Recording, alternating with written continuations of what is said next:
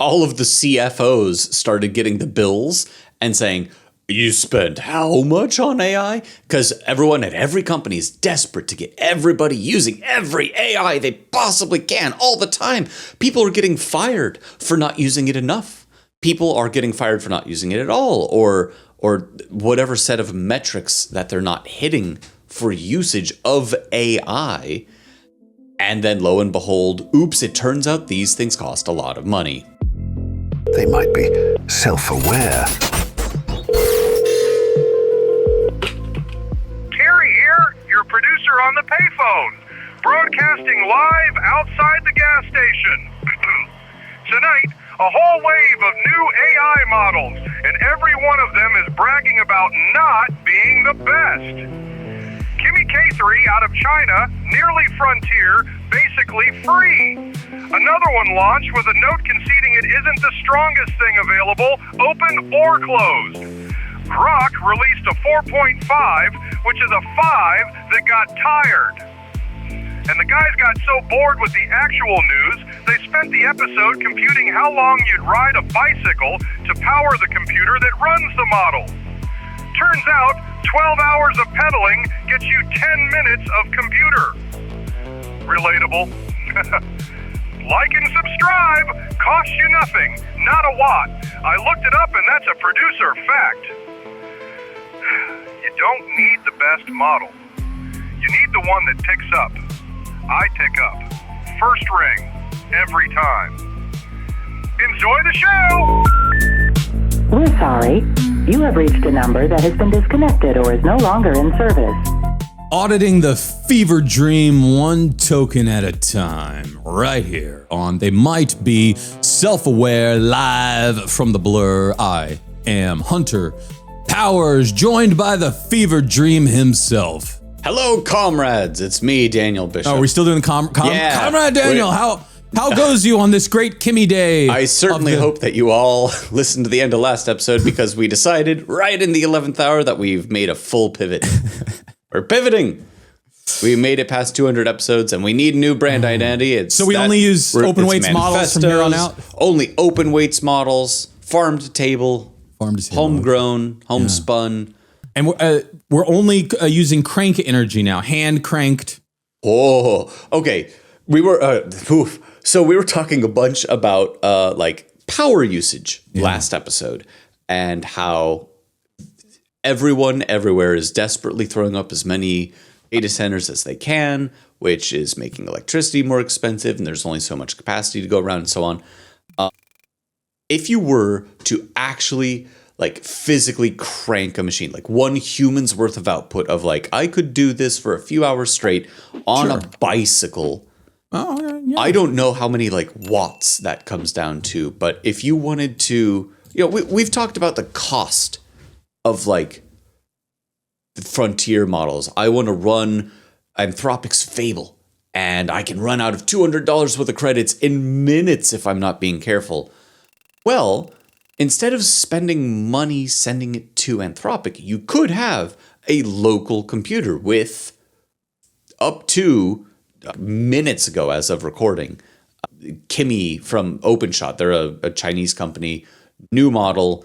It's supposed to be like an Opus 4.8-ish level model, which is to say not the absolute frontier, but we have competitive and I guess AI. For our listeners, home. Opus 4.8 that's the latest version of Anthropic's really smart model. Not their smartest, but their really smart one. The one that until extremely recently was top tier. And so allegedly, you can get something basically as smart and run it on home software with the gigantic asterisk of it would have to be some hell of a piece of software. Right, you might say, I think like 1 month ago, that was generally considered, it was in conversations, that was the best model. So we're now saying that the open weights Chinese models are only 1 month behind.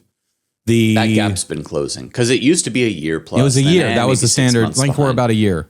So, but either way that you slice it, let's say that you've got that open weights model at home and you don't want to be sending $200 of credits off to Anthropic, but that electricity costs something, and you've got a bike and it's hooked up to like one of those little dynamos. How much do you think you'd have to bike to like do one prompt. Well, let's ask the computer. If you want my guess, I'll give you my guess. You give a guess, I'm going to give a guess, and we're going to come back in just a second after I ask Jippity. My guess is that you would need to ride that bicycle for 2 hours, and that would then power the machine for 10 minutes. And you'd have 10 minutes of really fastly asking it all your questions, and then you'd have to go back to the bicycle for the next 2 hours. That's my guess. I'm going to guess it's way more than that. I think it's like 10. No, you're taking like the Price is Right? You're taking the over? Well, no, isn't it closest without going over? Closest without going over. That's Price is Right. Yeah, but you're going to go like 1 cent over mine, right? No, I'm going a lot more cents. You said 2, didn't you? How many did you say? What was the number you said? I said 10. 2 hours gives you 10 minutes. Oh, I'm saying, for like, 10 minutes. Yeah, still like 8 to 10 hours probably. You're like 8 to 10 hours. All right. Yeah. All right. Give us this is thrilling radio. Well, we're going to have the AI cut. Hey, AI editor. We're stalling while I type something into a computer. You're going to cut all this bit out.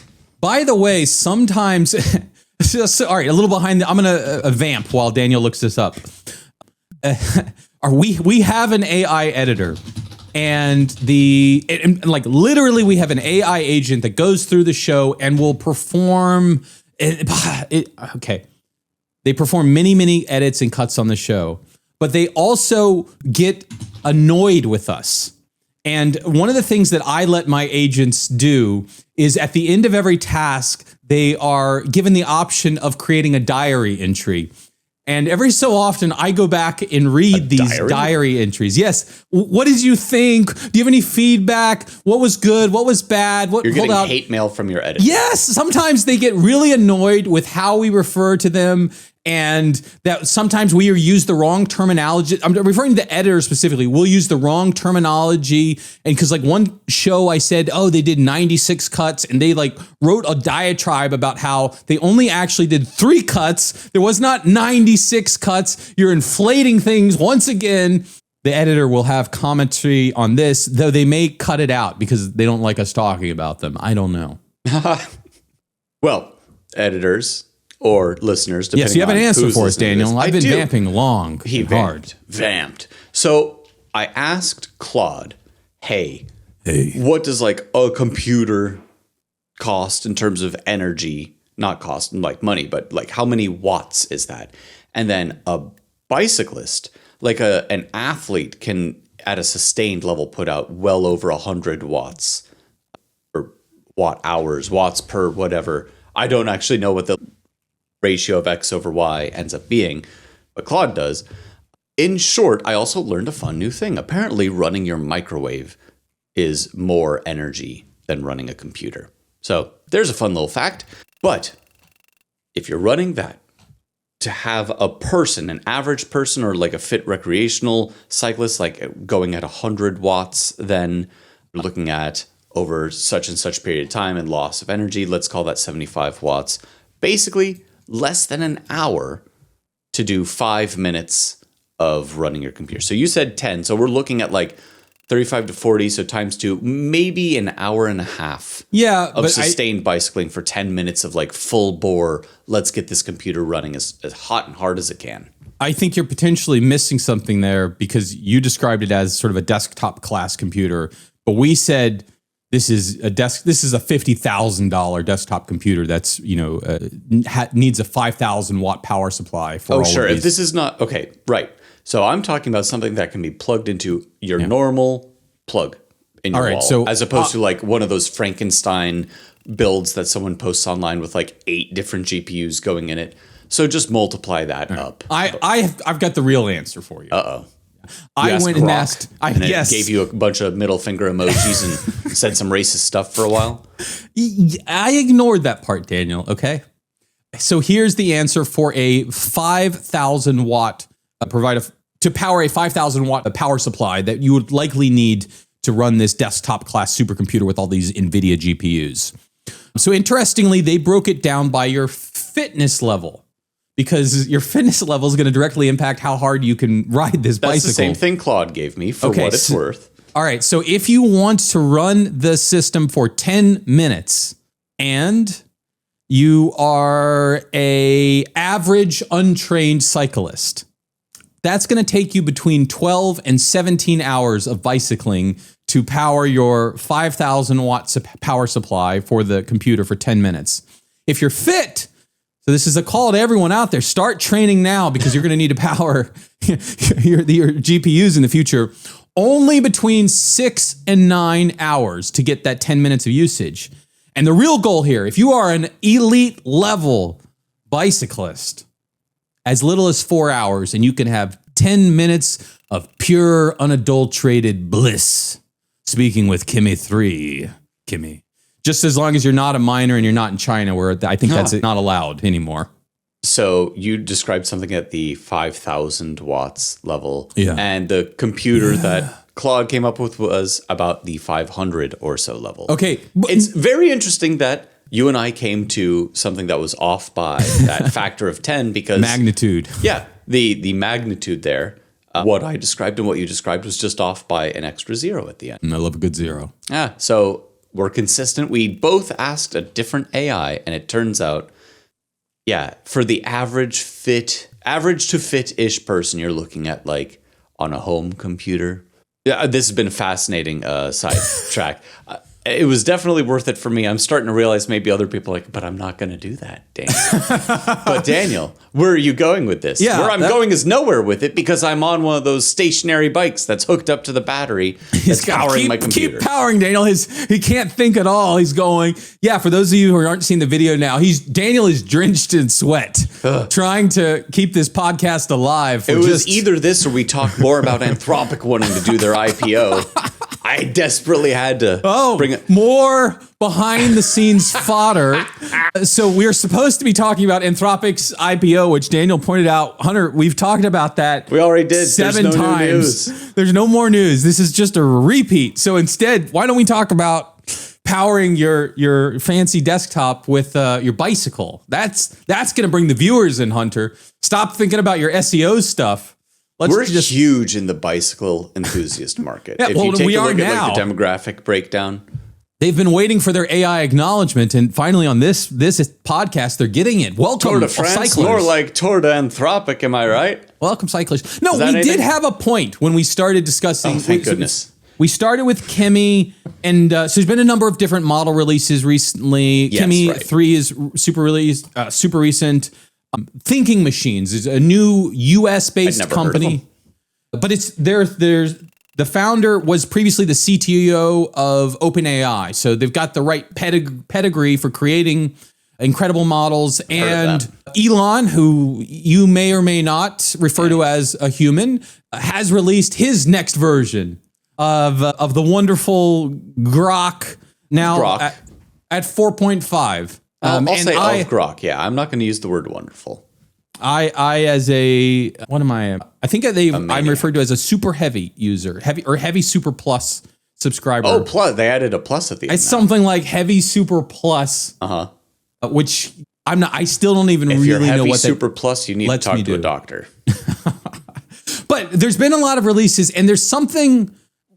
Each are individual in their own right, and maybe we'll dive into that a little bit. But there's something interesting that all of these releases share that. At the moment of being released, they're very upfront about the fact that this isn't bleeding edge technology. We aren't coming out with a model that is the best model for everyone to be using right now. This isn't the next Fable, the next super intelligence. They're actually coming out with a far more modest public facing thing. And in general, they are all sort of suggesting, well, we are Opus class, which is a ambiguous term to some degree, but they're trying to say like it's probably good for enough for most stuff. But just so you know, right, we're not setting any benchmark records with this model release. Which is where everybody was a year to 2 ago. Anytime anything new comes out, and they were coming up pretty fast, pretty much everything new that came out was at the top of some list somewhere, and that's what they were waving their flag about. Whereas Thinking Machines says that their new model, Inkling, quote unquote, is not the strongest overall model available today, open or closed. Okay, hardly praise from the company that is releasing it, but they are saying like, no, this is a good starting point for other people to fine tune something on top of. They're trying to show that like there's space out there for more than just the biggest players, and just like anyone trying to make their way into an established industry, I wouldn't expect the initial offering from someone to be the strongest one out there. Good for them. I'm glad somebody else is out there in this space now. We haven't talked about Mistral in a while. For those of you who love to dig deep through the archives, so they might be self-aware. French. Yes, right? French. I am not not a French Francophile. Canadian, French proper. French, yes. France French.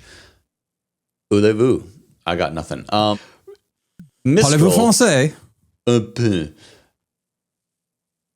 I wonder if the AI editor is going to get that. I want to see what the closed caption says there. So, wow, that derailed. So the point is Mistral. You were talking about Mistral. There are other. It's not just Anthropic and OpenAI and I guess X if we really want, and everything over in China. There are other companies, and there's even some new ones coming onto the scene. And I'm really glad to see some competition there.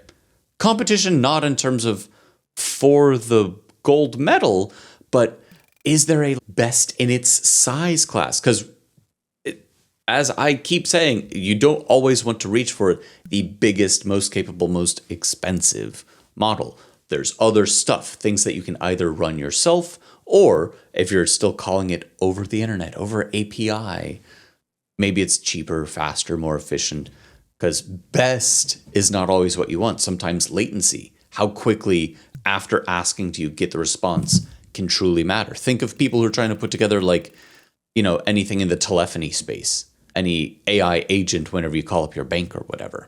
People have made tiny, and I mean tiny, large language models, small language models, if you will, that can run on like not even just a phone, but below that, we're talking really little bitty ones where, yeah, it's spitting out like grammatically correct sentences. You can't do much with it, but it's neat to see research happening in that space. Yeah, but I guess my point is that it's starting to feel more and more like a commodity. Like I don't actually care what model is being run in production as long as there's just a benchmark. And is it good enough? Yeah, for whatever your use case I don't even is. know. Well, what model is running that? I don't know. I'd have to go look at a config file. And by the way, those benchmarks rerun and it keeps updating and changing. And that's sort of the premise of these AI-powered systems, that they should just more or less naturally get better over time. Oh, yeah, there's 4 new big model releases. Great. I'll add them to the benchmark.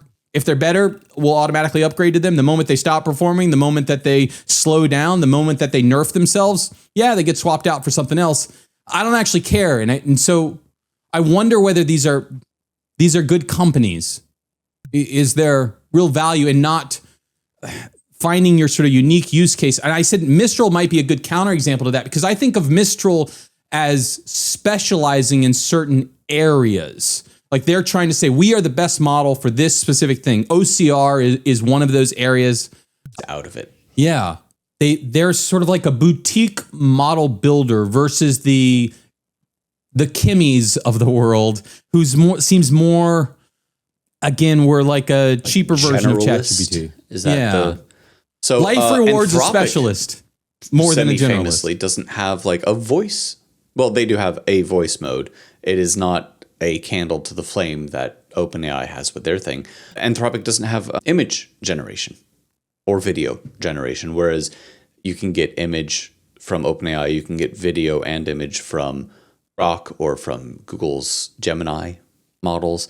So yeah, different models occupy different spaces. What is the speed? What is the quality? What is the price? What are the different kinds of features? And in fact, there's that triangle. Do you want it good, fast, or cheap? Pick up to 2. On top of that, good, fast, and cheap, and which of the different sorts of features are you looking for? Does your model have to be multimodal, meaning like, is it just looking at text, or can it also look at audio or pictures or video and understand what is being fed to it? Oftentimes the answer to that is no. No, I'm just going to be giving text in because my business use case is it reads my emails for me, or it has to just look at images. I don't care about text. I don't care about audio or any of that. It's going to be looking at x-rays and slides or something.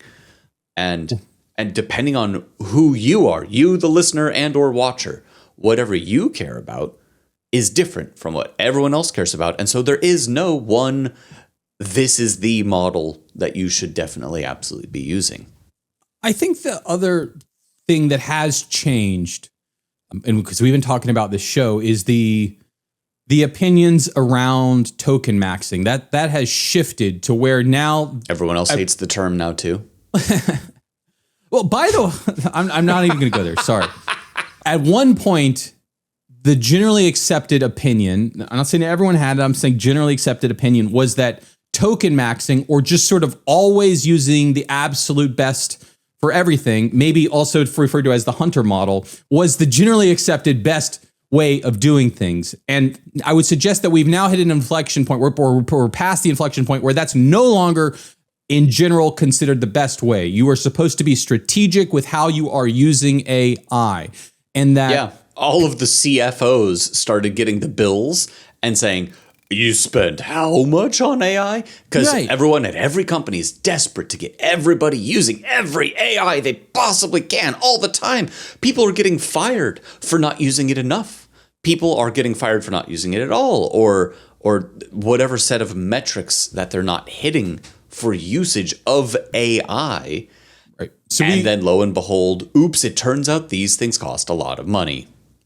So we're all getting aligned behind the fact that there are some tasks which would be better for different models, for lower cost models. Mm-hmm. And I think that that's creating the market space for companies like Thinking Machines, for companies like, or what's the company behind Kimi? You said them earlier. Moonshot. Moonshot, yeah.